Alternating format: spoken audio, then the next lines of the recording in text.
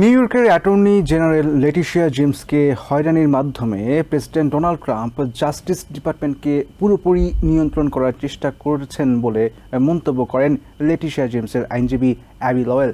রবিবার MSNBCকে কথা জানান তিনি।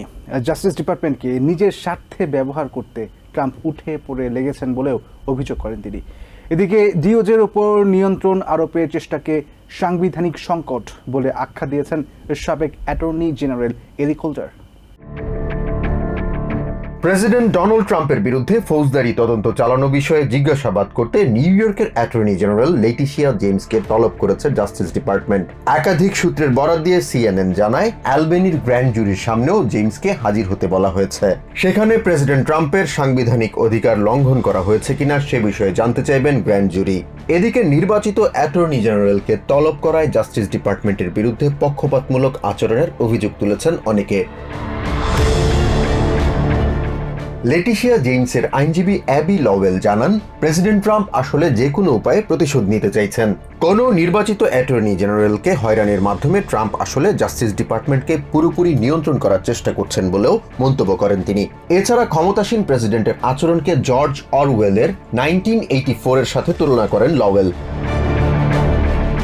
ন্যাশনাল রাইফেলস অ্যাসোসিয়েশনের বিরুদ্ধে জেমস যা কিছু অভিযোগ তুলেছেন তার সব রকমের নথিপত্র আদালতে জমা দেওয়া থাকলেও তাকে গ্র্যান্ড জুরির সামনে হাজির হওয়ার নির্দেশ উদ্বেগজনক বলে মনে করেন তার আইনজীবী। বলেন, আইনের শাসন উপেক্ষা করলে সত্যকে সহজেই আড়াল করা যায়।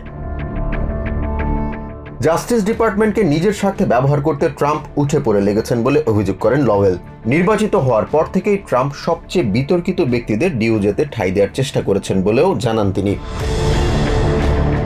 এদিকে ডিওজের উপর নিয়ন্ত্রণ আরোপের চেষ্টাকে সাংবিধানিক সংকট বলে আখ্যা দিয়েছেন সাবেক attorney general Eric Holder. Democratic senator Adam Schiff, Letitia James এবং সাবেক প্রেসিডেন্ট বারাক ওবামার বিরুদ্ধে উদ্দেশ্য প্রণোদিতভাবেই হয়রানি করা হচ্ছে বলে মন্তব্য করেন তিনি।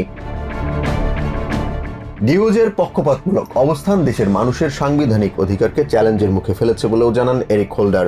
বলেন, ক্ষমতাসীন কারো বিরোধিতা করলেই তাকে হয়রানি করতে ফেডারেল প্রতিষ্ঠানগুলো ব্যবহার করার নজির যথেষ্ট উদ্বেগজনক।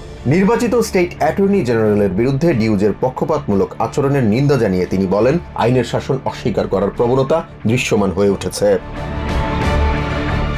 জাহান মিথুন, TVN 24 news desk. New York থেকে সম্প্রচারিত TVN 24 টেলিভিশন বিশ্বজুড়ে বাঙালির কণ্ঠস্বর।